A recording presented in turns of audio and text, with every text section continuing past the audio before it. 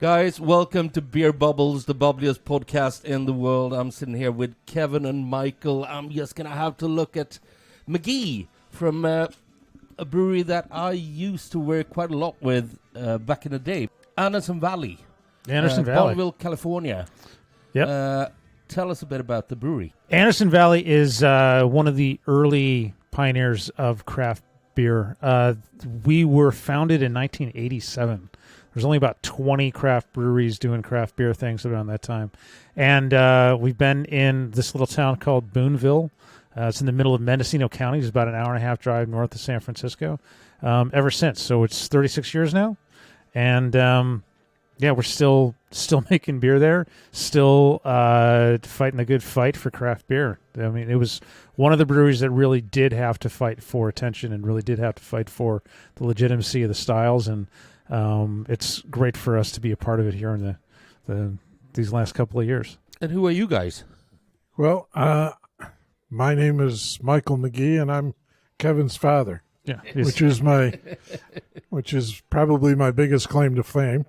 So, but in the summer of 2019, we were looking for an investment, and we looked at a couple of craft breweries and decided to invest in Anderson Valley because it has, as they kept telling me, great liquid. It's known to have great liquid, which I thought was a good place to start.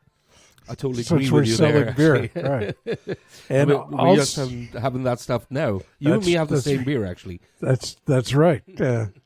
And I also learned as I went along that it had a great tradition of sustainability.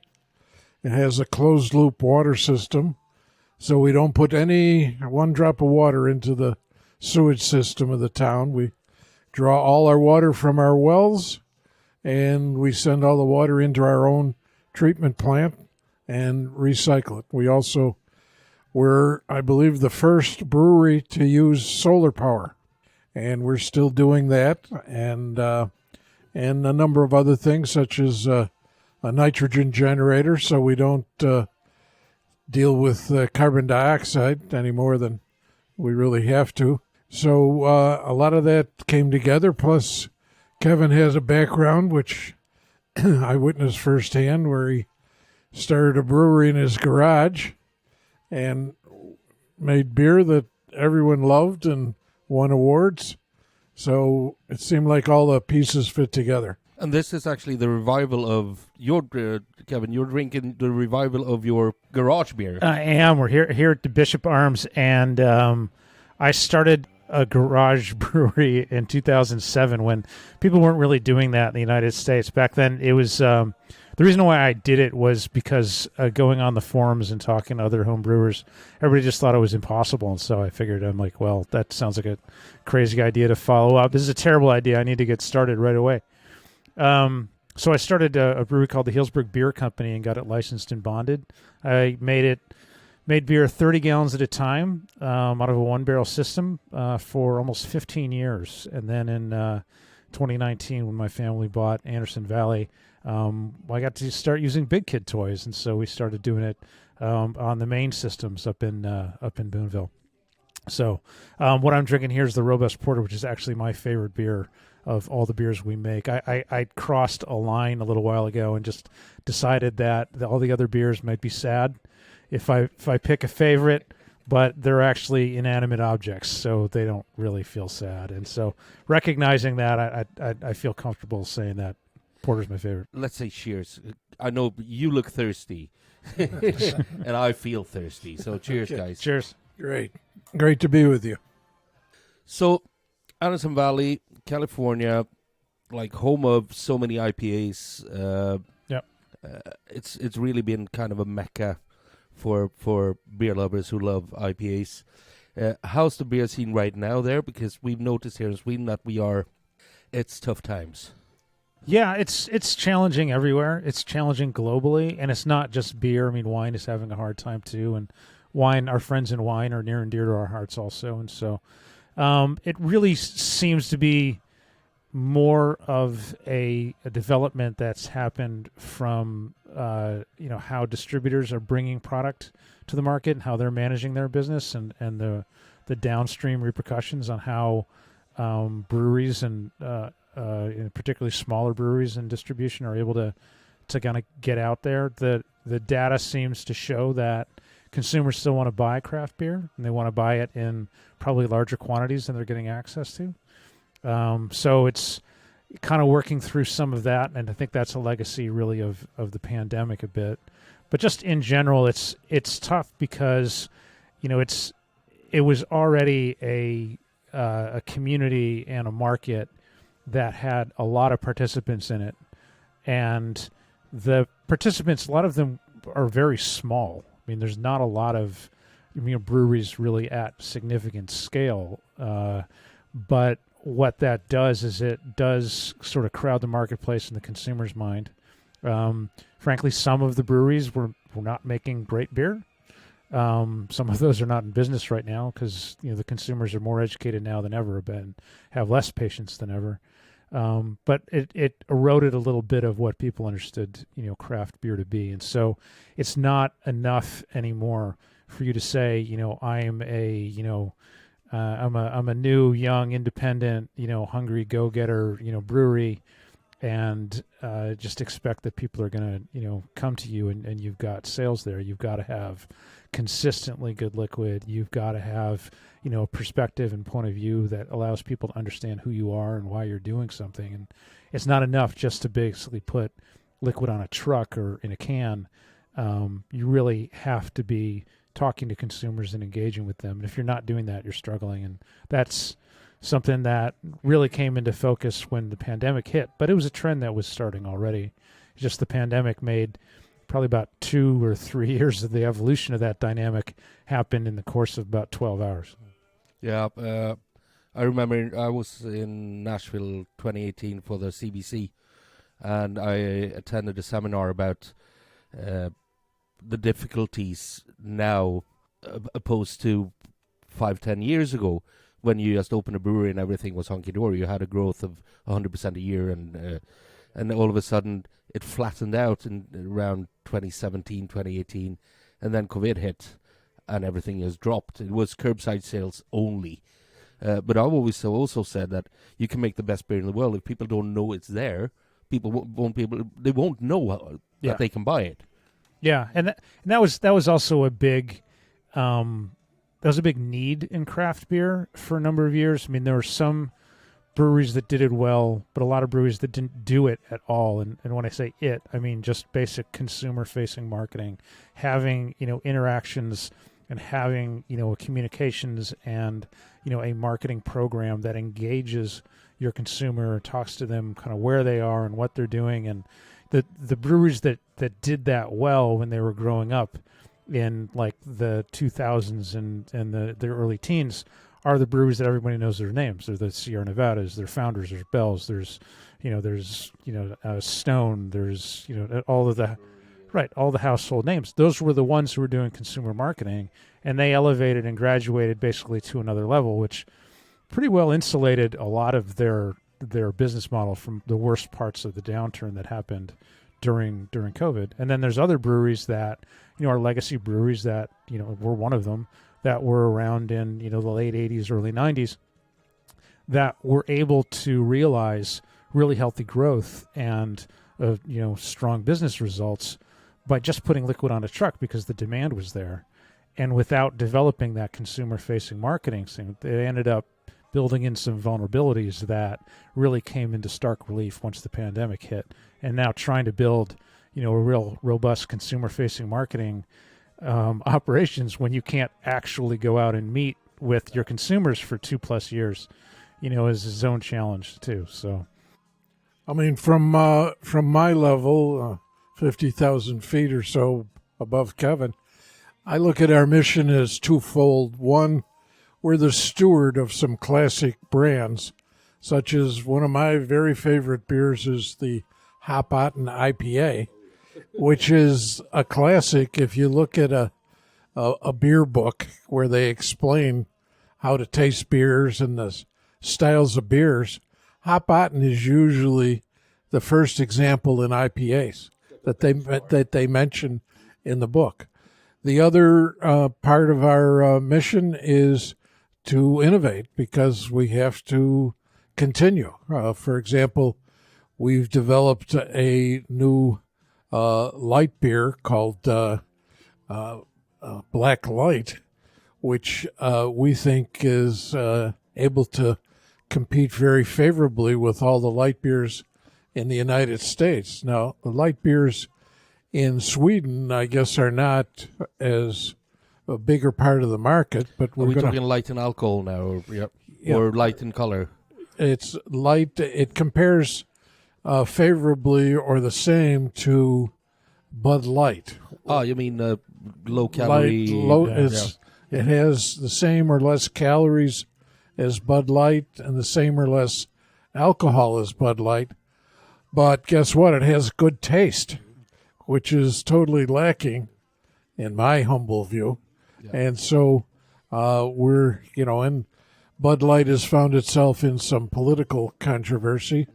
So we think we can present an innovative alternative to the market in the Black Light, which is a light beer that has good taste, a craft beer taste. Light beers is not that big in Sweden. It's more about the alcohol strength, and alcohol-free beers are a big trend here in Sweden. Well, that's and because of that trend, we're thinking that there would be able to develop a trend for our Black Light, which, as I say, has low alcohol and low calories, because that seems to be part of the overall trend of the beer market. True that. And the reason I went to the U.S. once a year before the pandemic was basically because whatever happens in the U.S. happens here about 6 months or a year later. So it's good for me to listen to you guys. Then I know what's going to happen. I want to come back to you. This is your favorite beer, the Hillsborough. Yeah, the Hillsborough Robust Porter. It's a classic. And you were fighting down in the bar because you wanted to say that as well. Kevin says, well, he's going to ask us, what's your favorite beer? And I said, well, I'm looking at the taps, and I said, I'm going to say Hillsborough Porter. And he said, no, you can't. That's mine. Can't do it.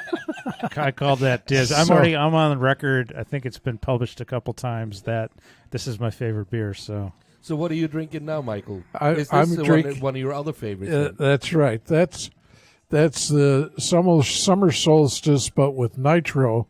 And when it's with nitro, it's the Cerveza Karma. Cerveza Karma. So yeah. And it tastes great, I'll tell you. Well, I'm drinking the same thing, and it's absolutely gorgeous. I think it's so easy to drink it. I love that because one of the biggest trends in Europe right now is going back to traditional beer styles.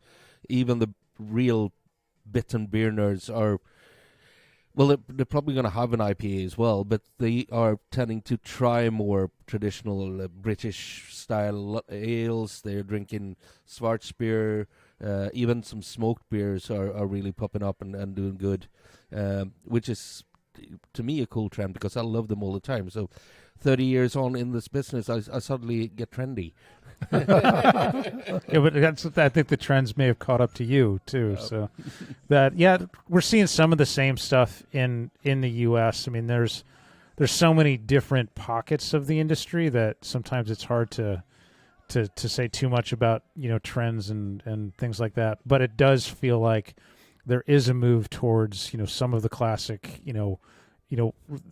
beer styles that, that sort of got craft beer to where it was, earlier, and, a little bit of departure from kind of just trying to innovate by, just like, I bet I can make this beer taste like a carrot cake. I bet I can, whatever. So it's back to like balanced beers, like a good, flavorful, well-crafted, quenchable. Yeah, exactly. Something that's drinkable, something that when you want to come back for a second, really, is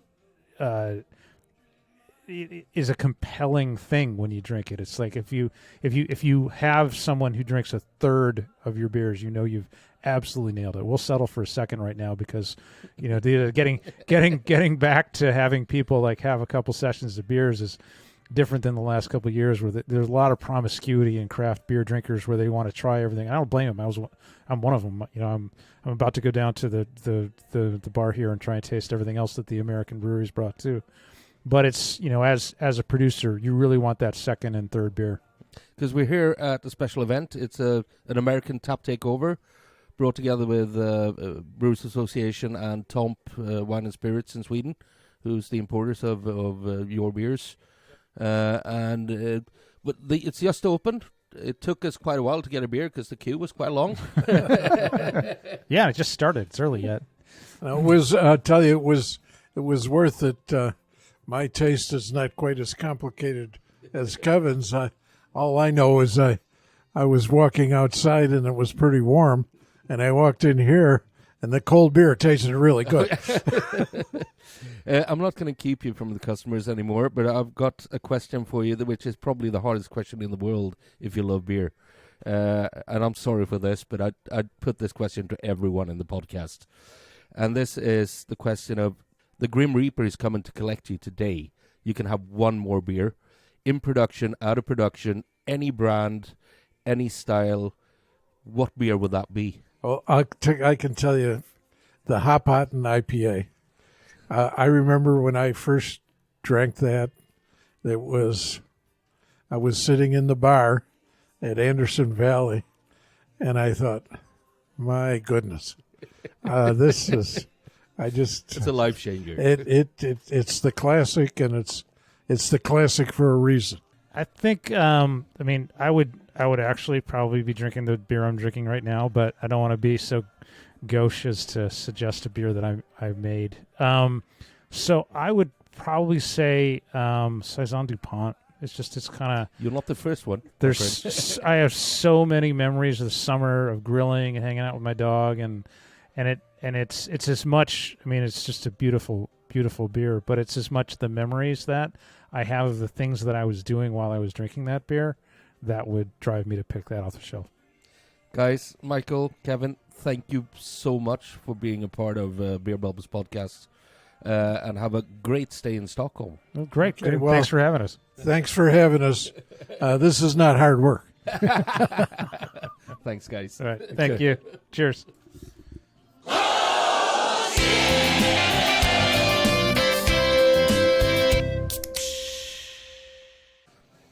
Hi guys, and welcome back to Beer Bubbles, the bubbliest podcast in the world. It's a revolution in the air. Josh, Deth, not Deth. That's right. Co-founder. Mm-hmm. Chairman of the party. Chairman of the party. Well, it's like Arlo at Ska. He's the marketing director, but on his business cards it says Barroom Hero. Sounds good, yeah. Josh, what is Revolution and who are you? Okay, I'm Josh Deth. I'm the chairman of the party at Revolution Brewing. I'm the co-founder, and I get credit and blame for who we are and what we do. We're in Chicago. We're an independently owned regional craft brewer in Chicago, and I do a little bit of everything, right? I got started as a home brewer, got into brewing, working at other breweries, worked my way up, wanted to open my own brewery back in the 90s. And that's when I first came up with the name. The legit ones. I came up with the name Revolution Brewing and the kind of the idea in my head in 98, 99. And it took a little while to happen, a couple of fits and starts, and the dream doesn't always work out perfectly. But it all came together, and we opened up Revolution in 2010 in Chicago, originally a brew pub, and then we opened a production brewery about a mile away, and we grew pretty rapidly in the 2010s, and now we're the largest independent craft brewer in Illinois. We make a lot of IPAs. We got a lot of barrel-aged stouts, great seasonal beers, and happy to be here. Excited to be in Stockholm. So, excuse me. So what do you think of this venue? Is Bishop Arms on Odengatan, which is a new place. It hasn't even been around for a year, but you're working today with BA, Brewers Association, and TOMP Wine and Spirits, who are the importers of your stuff over here in Sweden. how long have you been here in Stockholm now? Did you arrive today or yesterday? I came in yesterday with my wife, Krista, co-founder of the business. And, this is like when you get to the passport control, it was like half business, half pleasure, right? And so got to Stockholm yesterday, had a lovely walk around the city. Beautiful day, beautiful weather. Any good beers?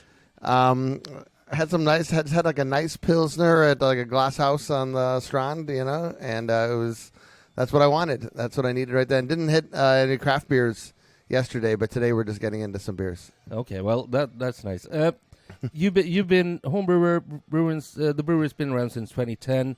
Chicago, is that a strong place when it comes to craft beers in the U.S.? Because I've been working with craft beers here in Sweden and American craft beers for the last 20, 25 years, but we mostly get stuff from Oregon, California, Colorado, of course, and some on the East Coast. Yeah. We haven't had that much from Chicago. Sure. And you could say it's like a hidden gem. Obviously, Chicago's the second city, but it's actually the third biggest city in the United States. And so we have a very thriving craft brewing scene, and it's a very collegial craft brewing scene where the brewers all are friends with each other. We hang out together. We do collaboration beers together. But not every city is like that. Some cities, maybe take like California, for example. There's 3 or 4 very large craft brewing companies in California. And whereas in Chicago, I worked at Goose Island as a brewer there, and in the 90s and into 2000, and they're owned by Budweiser now. And then we have Lagunitas opened a brewery, and they're owned by Heineken now. They were both craft breweries, independently owned, and they're not anymore. And so the what's left, the dynamic that we have in Chicago is a couple very large companies that used to be craft breweries and are not, and then a whole lot of middle-sized breweries and smaller. Friends. And, yeah, they're friends, and we get along, and we live in a nice space together. The Midwest of the United States, where we're from, it's not the coast. Chicago is a very big, thriving city. It's a hardworking city. It's full of for the most part, full of working class people. It's a beer drinking, like the Midwest, Wisconsin, Minnesota, Illinois, even Michigan.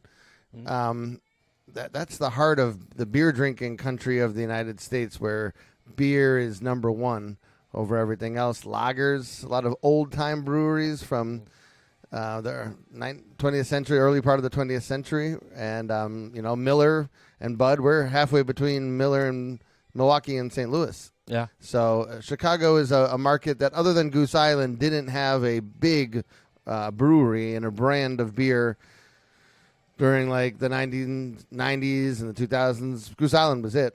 And then a lot of other breweries formed around it. A little bit of not a vacuum, but when they were sold, it created some openings, and we grew into that space. So what's the market like now? Because we've seen here in Sweden that we're losing breweries, and mainly the ones who didn't really have a business plan. Yeah, or they didn't have good beer. Well, or that. I try to be a bit polite. That's okay. But that's natural. When I used to say that the worst brewery was breaking even a couple of years ago, 5 years ago maybe, but that wasn't probably true. And now the curtain is being pulled back a little bit on the business side of it. It's very competitive. Right now we still have new breweries opening, but probably the same amount closing. 10 breweries close a year, 10 breweries open a year. The breweries that are opening have tempered ambition. They're often more of a neighborhood-focused brewery. Much harder today to break into the market and establish a brand with wide recognition. That's probably the biggest change.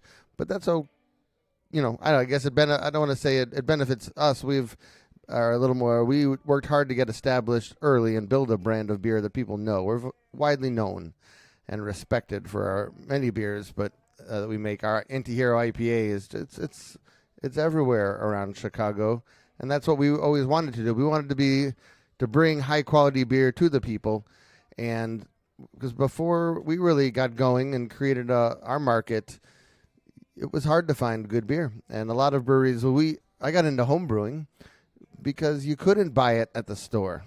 And now you have this great selection of beer at the store, and so it changes the dynamic a little bit, and you have a lot of choices. And so what happens when you have a lot of choices? I guess the customers can be happy in some sense, but if you're a brand new person getting into craft beer tomorrow, It's hard to break into yeah, that. where do you start? You have to give people a pathway in, or you have to create flavors or beers that are accessible. So we make some of those types of beers, and we make more extreme beers, but we were always known for making well-balanced beers that people enjoy drinking and having a couple of.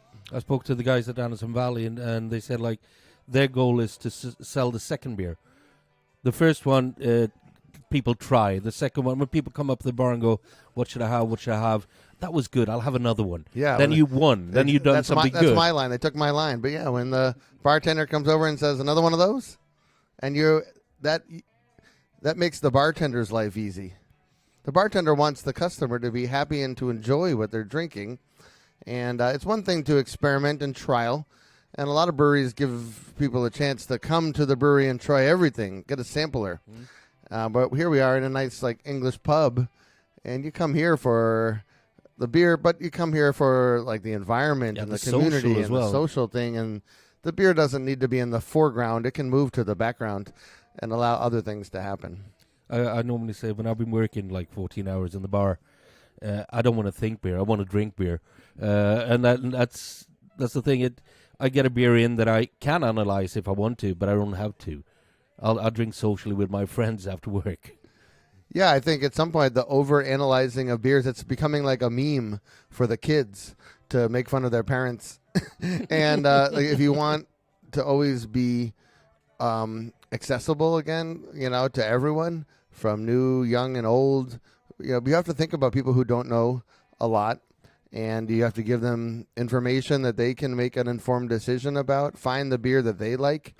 And sometimes you have their attention, and sometimes you don't. Sometimes they're just reading a menu board or something like that and have to decide quickly. But, yeah, I think it's fun. Hopefully we got to keep the fun in beer and don't make it too specialized that it's just not fun anymore. Oh, well, it can be nerdy as long as it doesn't get snobby.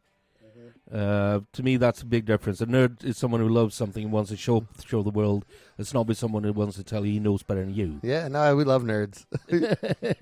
we have a connection with the comic book convention. It's called C2E2 in Chicago. It's one of the 3 biggest ones in the United States.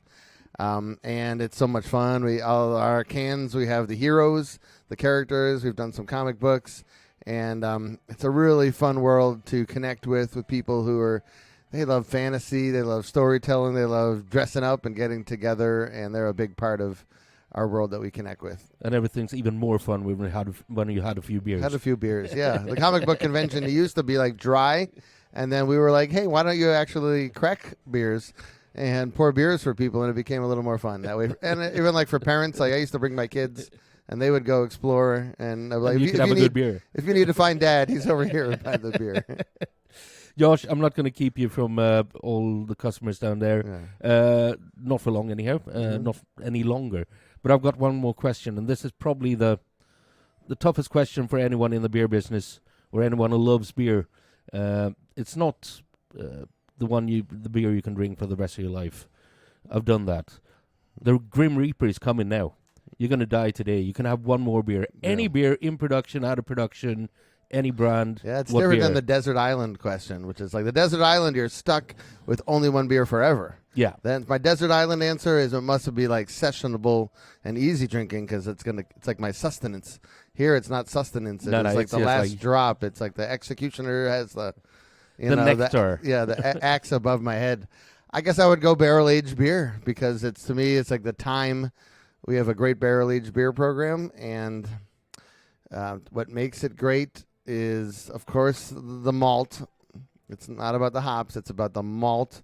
It's about the brewing process. We have an English brewing process that we use that leads to flavor development of the malt, malt is maybe going to make a comeback someday. It's been all about the hops, but the barrel program, it's coming. It's the malt, but it's the time. It's the wood and the malt and time. And, when time is short, you appreciate things that take time to make. And for me, it would be like I'll take my favorite of our barrel aged program is very special old Rye Way to Heaven VSO-R.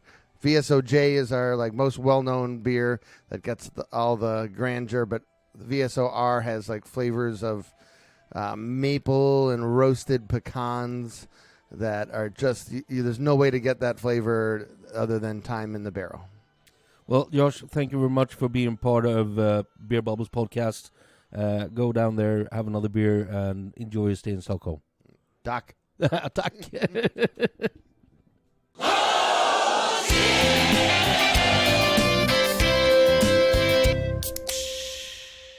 Welcome back to Beer Bubbles, the bubbliest podcast in the world, according to me at least, and Rasmus, who's not here today. Dan Greenwood, well, you can tell, is Bronx Brewery. Welcome to the podcast. Thank you very much for having me. This is very exciting. Who are you and what is Bronx Brewery? Sure. Again, my name is Dan Greenwood. I've been the director of sales for 5.5 years. Bronx Brewery was started in 2011 by Damian Brown. And, yeah, we've been around for now almost 13 years, crushing it. And for me personally, first time in Sweden, but I've heard a lot of great things and it's living up to expectations.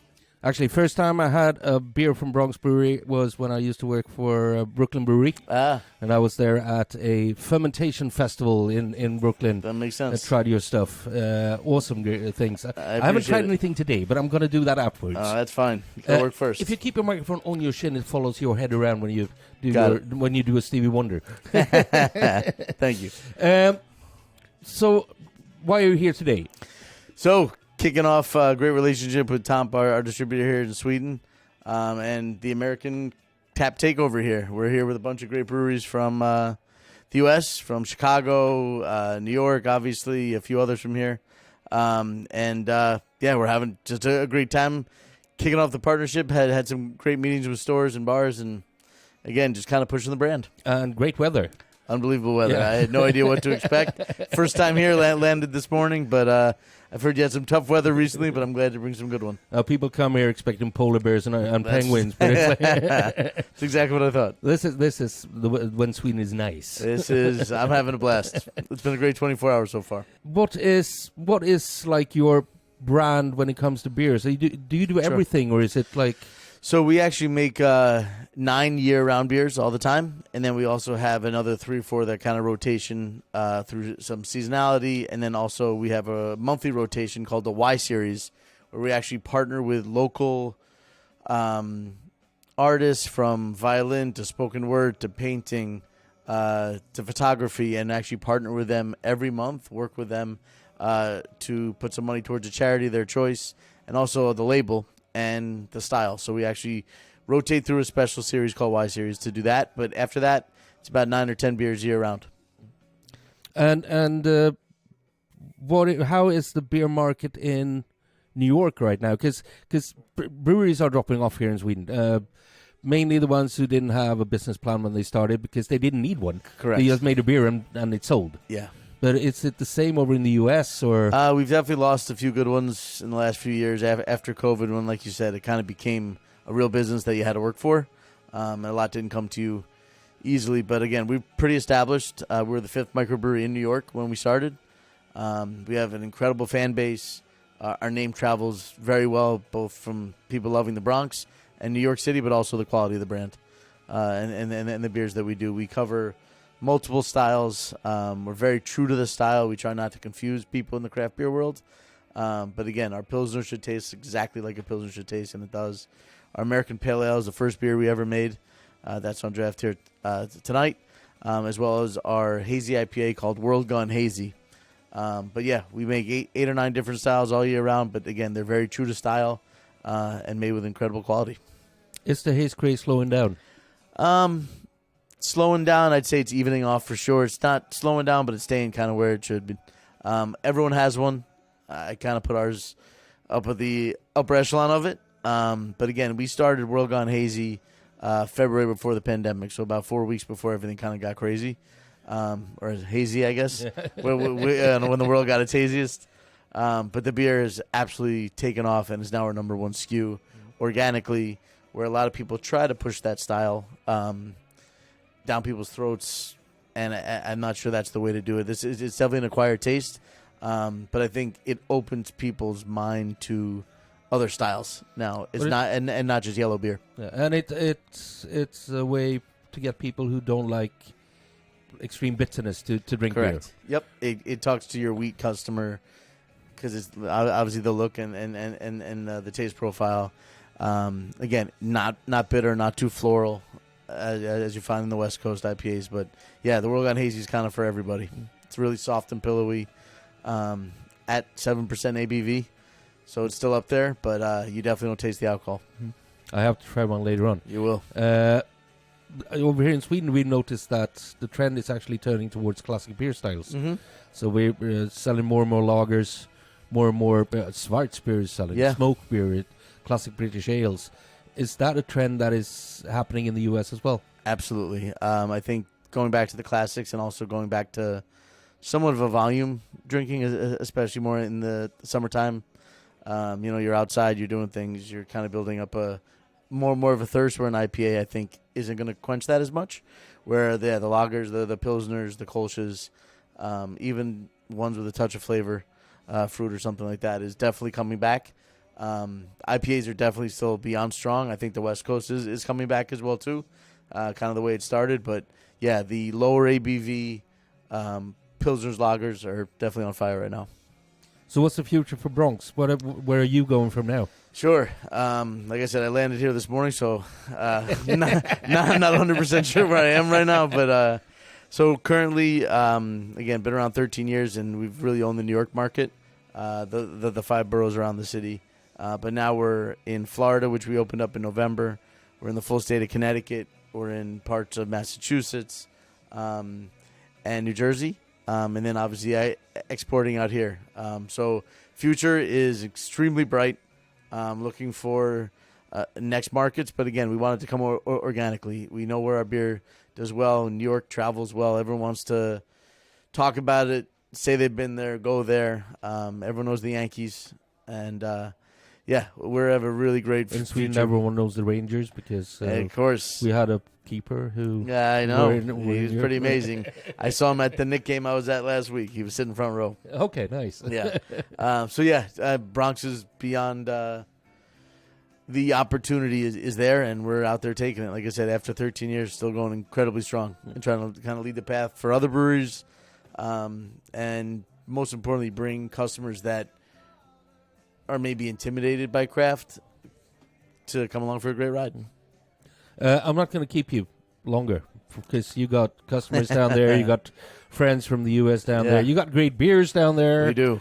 But I have one question, Sure. and I put this to everyone in the podcast, and it's the only hard question I ever ask. Sure. And it's probably the hardest one for anyone who loves beer. This is not the Desert Island beer question. Okay. It's basically the Grim Reaper is coming for you. You got one more beer before he takes you away. It could be any brand, in production, out of production. You choose. Yeah. What is that one last beer you're going to have? So I would say we have a great beer called Now Use Can't Leave. It's a double IPA. Does not taste like the 10% that it is. Actually 10-1. But it's a famous line from a movie called Bronx Tale. And in that movie, a lot goes on, but at one point a guy says, now you can't leave. And if that's the way I'm going to go, then I'm taking the 10.1 with me. Thank you very much. You got it. Thanks for enjoy having your me. night and enjoy your trip to Sweden. Yeah, this has been great so far. I really appreciate you having me. Yeah, thank you very much. Cheers. Cheers.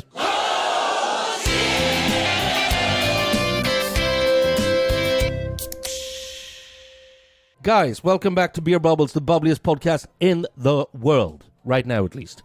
I'm sitting here with Scott Vaccaro from Captain Lawrence Brewing Company. Who are you and what is Captain Lawrence? Yeah, so my name's Scott Vaccaro. I am the owner, founder, head brewer and toilet cleaner at Captain Lawrence Brewing Company. And we are in Elmsford, New York. And how come you're here in Stockholm? I am here with some other American craft brewers to kind of help spread the word a little bit. Some tap takeovers, get into the market. And Sweden's is a big market for us as a brewery. It's a big market for American craft beer. And, why not come visit, especially on a sunny 70-degree day? Oh yeah, this is absolutely gorgeous outside. I don't know why we're sitting inside, but probably because we have to set up the studio somewhere. When did you start? When did Captain Lawrence start? So, And how did Captain Lawrence sure. start? I mean, we can go all the way back. My foray into beer, I was 17 years old, went over to my friend's house one day after school, and his dad was making beer on the stove. Walked into the kitchen, thought it was the coolest thing I'd ever seen.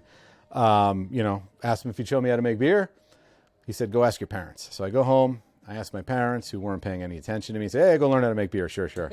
And I brought home my first case of beer. It was November of 1995. And after that, I ended up going to UC Davis. I got my degree in fermentation science. I brewed at Sierra Nevada for a few years, right out of school, learning how to make the best pale ales in the world. At Ken's place. Oh, at Ken's place, yeah. Ken's little place in Chico. Beautiful spot. And after that, I'd been out in California for 6 years, so I said, all right, I'm going to go home, and moved home to Westchester County, New York. And the name of the brewery, coincidentally, comes from the name of the road I grew up on, Captain Lawrence Drive. Okay, nice. So there's a reason. I always forget to tell that part. But what kind of beers do you do? Well, when I started, having kind of cut my teeth home brewing, I guess you could say, on the West Coast, we made a lot of IPAs and pale ales, but I always had this, just passion for sour beer, for Belgian beer, reading Michael Jackson's books about the great beers of Belgium, and, just doing all that, reading those books just really, was amazing. So we immediately started making sour beers as well. Fast forward 18 years, we're 18 years old now as a brewery. It's almost impossible to give them away now at the brewery. Like, we used to have lines out the door for barrel-aged sour beers. Now everybody wants hazy IPAs. We roll with the times. Is the haze craze slowing down, or is it still like crazy? For us as a brewery, Hop Commander, which is our West Coast style IPA, which I have right here, is still our biggest seller. But our hazy IPAs are hot on its tail. It's hard to say if it's slowing down. I feel like every brewery is different. There's a lot of breweries that are not 18 years old, that are maybe 4, 5, 6, 7 years old, that hazy is all they do. And that's, probably not slowing down for them. It's hard to say. For me, I like a nice, clean, crisp, filtered IPA. Well, you've been working for Sierra Nevada. That was actually the I did beer, learn from the best. The Sierra Nevada Pale Ale was what changed beer in Sweden, I'd say. Because back in 1994, 95, it came out here in Sweden, and it hit like a bomb at brewers with brewers who started brewing that style. Yeah. And that's why Transformative. we're not just drinking shite lagers anymore. We're actually drinking something else as well. Yeah. But where are the trends going now in the US? I really want to know, because they end up here about 6 months later. I wish I could accurately predict that. Otherwise, I'd be going right to where they need to be if I could. When you look at the big overall trends, take craft beer out of it, take all that out of it, it seems like people as a whole in the U.S. are going back to either high ABV beers in single-serve 19.2-ounce cans because they want to catch a buzz real quick, or they're going to really light, cheap domestic lagers that they can buy and drink a lot of. It seems like... as somebody who only makes craft beer, obviously there's still a lot of IPAs out there, and people are certainly drinking them. But the macro trends are high ABV, cheap lager. From a craft perspective, it seems like it's still IPA all the way. It's every year is going to be the year of the craft lager, and I'm still hoping. I'm holding out hope. We're actually noticed the trend going towards that the last year or two here in Sweden. People are drinking more craft lagers, classic beer styles like British ales, Sure, milds. Milds. I love milds. Yeah. Nice malty brown ale. Yeah. Basically, milds are great. Yeah, we've been making a beer, we call it classic lager, right? It's our rendition of the American light lager, and sales have been great, but again, it's not overtaking IPA. So we'll see one day. So what's the future? If anyone knew the question, what's the next IPA, they'd brew it right now. But, Well, all right. So I'll throw my controversial take into this. My new favorite style of IPA, which a lot of people who are watching this or listening may say it's not even an IPA, is the cold IPA. I know it kind of was like a flash in the pan, just like brute IPA or, dry IPA, whatever. But the cold, like a lot of rice in the grist, Pilsner malt, cryo hopped with, lupulin powder, cryo hops, and fermented with, I guess a lager yeast, which makes it not really an IPA. It's not really an ale, but, brewed more like an IPA, less like an IPL. And I just think those are killer. I love them. But I don't know. I may be off base on that. But if I had, that's what I would say. That's what we should be able to make. That's the fun thing about beer. Everyone has their own taste. It's the only thing that's subjective that we own properly. Yeah. It's our taste. And if someone tells you you're wrong when you say you like this, you can actually tell them to fuck off, really. Yeah, absolutely. You get to like what you like. Yeah. I'm not going to keep you any longer. I'm going to let you get back down to the customers and your friends and all the good beers down there. Well. But I've got one more question, Yes. and this is probably the hardest one in the world for anyone in the beer. Well, who loves beer? Yeah. It's not the Desert Island question, because that's done. It's the Grim Reaper question. You can have... He's coming now. You can have one more. Any kind of beer, any brand, any in production, out of production. Just what would you have? I know it's a mean one, but hey. That's a mean one, man. I mean, last beer probably has to be the beer that, changed my life with craft beer, and that's Sierra Nevada Celebration. Okay, well, a good choice. Thank you, sir. Thank you very much for being a part of the podcast, and have a great night and a great stay in Stockholm. Yes, thank you so much. It's a pleasure, man. Thank you so much. Thank you. Cheers.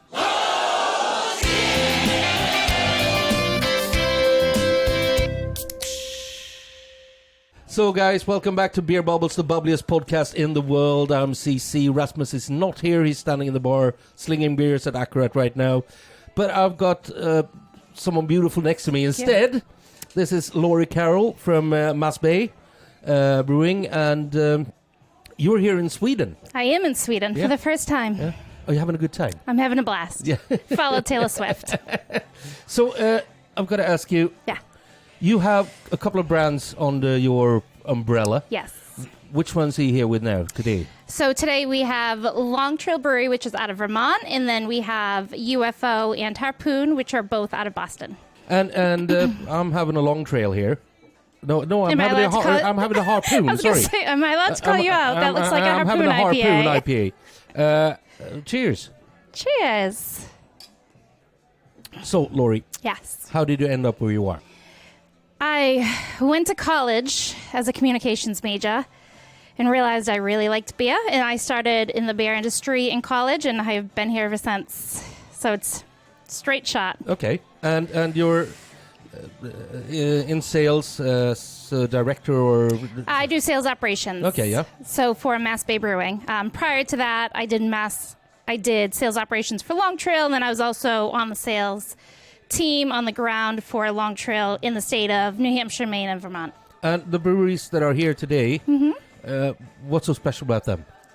We are employee-owned, which is great. Harpoon is the first brewery in the state of Massachusetts, so our brewing license actually says Mass Bay Brewing, license 001. So that's really cool. That's awesome. Right? That's amazing. I think the first Harpoon beer I had was at the Stockholm Beer and Whiskey Festival maybe 15 years ago or something. How long have they been around?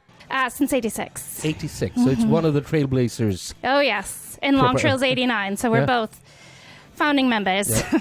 And what do you look at the beer scene from a different perspective than a brewery? Because what is selling in the U.S. besides hazy IPAs? Because I got to say that because it is all hazy IPAs. It is that. Yes. Still, the haze craze is going strong. The haze craze. Seltzers are getting big. Some of the spiked teas, spiked coffees are becoming big. But yeah, people still like the hazy IPAs. Because we noticed here in Sweden that trends are actually turning towards classic beer styles, like craft lagers, Schwarzbier, British ales. Have you noticed anything of that in the U.S.? No, I would say if anything else, the lower alc beers are starting to become a thing. Yeah, I still like the 8%. Okay. Life is much more fun then. Yes. So what's the future for you guys? What's happening? So we just came out with something exciting in the States. Dunkin' Donuts is a huge company over in the U.S. Their headquarters is in the state of Massachusetts.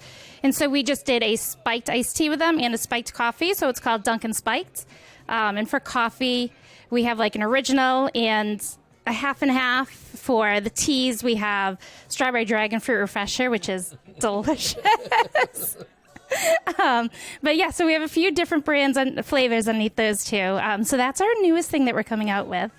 And here in Stockholm with lots of brewers Yes. at Bishop Arms here on Odengatan. How did you end up in this group? So Crafted Exports is our exporters. So we sell it to them. They bring it over to the great state of, well, not state. Great state of Sweden. I'm already it's a failing. state. It's a state. So they bring it over to Sweden for us. And so he wanted to put together kind of an American craft beer week. So there's a handful of us over here. So it's really good. It's a tight-knit community. So it's fun to all get together. It's a small world. Everybody knows everybody or has worked with somebody that's also worked with them. So, yeah, it's a great experience for us all. So it's and BA is here as well, Brewers Association. Lottie's here, and working with TOMP, who's the Swedish importer of the beers. Yes. How has your stay in Stockholm been so far? It is gorgeous here. Extremely clean. The water's wicked good. And the weather's The nice. weather is hot. Yeah, it's very toasty outside. It's gorgeous. I'm not going to keep you from your friends and customers and beers Yes. down there any longer. It's short and sweet, but I've got one question. That's Oh, good. I This is my told you hard before. question. It's going to be one hard question. Okay. This is the hard question, Oh, and God. it's actually hard for anyone who loves beer. Mm-hmm. This is the Grim Reaper beer question. You're going to die today, and you can So have morbid. one. You can have one more beer. Okay. Any beer, in production, out of production, any brand. Mm-hmm. What beer would that be? Our Long Trail Hefeweizen. It would be that. Yes. No longer in production. I think it didn't even last a full year. But it was brewed with banana cloves, and it smelled like Fruity Pebbles. It was delicious. That was not a hard question No, for you. That was the it was wicked easiest question easy. today. Yeah. Laura, thank you very much for Oh, thank participating you. in the podcast. You told me before you're not a good speaker in public. I tell you what, she's lying. Have a great stay in Thank Stockholm. you so much. And take care of yourself. Thank you.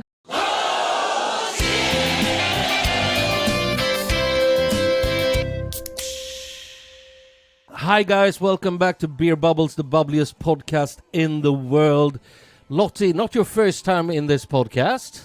No, I'm very honoured to be here again, Cece. Thank you for having me on. It's so good to have you here, and you've put together quite a show. Thank you. Yeah. We do our best. We Yeah. try our hardest to Some- bring American craft beer to the masses. Some really good brewers here today.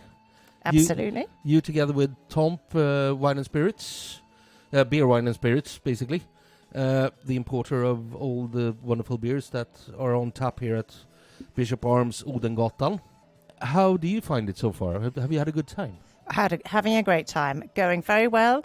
Lots of eager beer drinkers out there, and they're engaging with the brewers, and they're drinking all the beers, and hopefully enjoying and discovering some amazing American craft beer flavours and ingredients that they've never had before. For those who didn't listen to the last episode you were in, tell us a bit about you and a bit about BA, because that is kind of an organization that makes a difference. Well, thank you for that endorsement, Cece. So I'm Lottie Peplow. I'm the American Craft Beer Ambassador for Europe, and I work for the Brewers Association, which is a trade body, a trade association based in Boulder, Colorado, that represents the small and independent American craft brewery. And it basically helps look after them. It helps to promote and protect the small and independent brewery in ways that would be difficult for them to do themselves. So I'm over here helping to fly the flag for American craft beer, get more people drinking it on more occasions, more often, and appreciating it. But you're not from there. No, I'm British. Do I sound from No, like I'm no, from no. America? I'm That's why I from said the UK. so. I'm from the UK. How many members does BA have right now? About 5,500 members. That's a lot. crazy. And CC, there are now 9,761 independent craft breweries in America. That is Huge. amazing. Yeah. We got some work to do, guys. We got to start more breweries. Well, we're a smaller country, but have you noticed? Because we've noticed a trend that some brewers are actually we're losing some breweries now. Mainly the ones who didn't have a business plan, because 10 years ago, you could just start a brewery and your beers would sell. It's not that easy anymore. You're completely right, CC. Gone are the days of a passion project. You can't just open a beer because you love beer and you're a good brewer. You have to have a brewing plan. You have to have a business plan. It's all about resilience. It's all about numbers and data and consulting experts. You have to know what you're doing. And I think we have seen some closures in the US, obviously, but not as many as you would expect. You know, the openings are still outpacing closures by a small margin, but there's still growth. It's still growing. Mm. And also, like, it's not just making good beer. It's visibility, it's logistics, and BA is there to help out with some of that stuff at least. Not only that, but one of the big pieces the Brewers Association does is advocate with Congress and with the Senate for duty reforms or tax reductions or money, basically, that will really, really help the small and independent craft brewer. And they can't do that kind of thing on their own. So there's a lot of work that goes on behind the scenes to advocate at Congress and Senate level to get changes made. And that makes a huge difference. We have a big problem here in Sweden because the issue that's been brought forward now the last years is about selling straight from breweries to end consumer, which is illegal because we have a monopolized system here in Sweden. But to me, that's not the big issue. To me, it's the differentiated tax on alcohol, which every country in Sweden has, in Europe has, except Sweden and Spain. And in Spain, it's a no question because their alcohol tax is so low anyhow. And this means that the biggest breweries pay just the same amount of tax on their alcohol that they sell that the smallest do, which is just crazy. And I'm saying this because I really need to raise this question. I'm sorry, you're with me here in the podcast, but this is something that you have that kind of system, and BA helps the American breweries with that kind of things in the US. We don't have that. Well, it's a great pity that the Swedish people or Swedish Brewing Association doesn't set that up, because it would really help. For example, in America, the Brewers Association successfully negotiated a 50% cut in duty at the end of 2020, I think it was. It took about 10 years, 12 years actually. You know, it was driven by the chief exec and president, Bob Pease, and it was called the Craft Beverage Modernization Act. Something like that, kombucha for short. But it took a long time, but it did slash duty by 50%, and the brewers loved that. Amazing. Yeah. We need help if we're gonna stop losing good breweries in Sweden. So listener, you guys, help us out and bring this question forward, because it's a game changer for the breweries. Lottie, I'm not going to keep you from your friends down there, all the good beers down there, the nice weather outside. It's gorgeous outside. Very lovely, yes. Last time I asked you the Grim Reaper question. You're going to die right now. You can have one more beer. Remember that? I do. I'm going to change it up a bit. I'm going to do the Desert Island question instead. You can have one more beer, but you can have as many as you want, but it's just going to be one. It's not always the same, is it, as the one that you have at the end? Well, I think the only answer to that, CC, is it's the beer that I have in front of me. It's the beer that I have. And here it is. And here is the beer that I have in front of me. And it's a hazy IPA. So I think that would be my Desert Island beer that I would drink forevermore. Lottie, thank you very much for being a part of the podcast again. And have a great night. Great stay in Sweden, in Stockholm. And, just go down and enjoy yourself. Thank you so much, CC. It's been a pleasure as always. And cheers. Cheers. And you guys out there, whatever you do, drink better beer.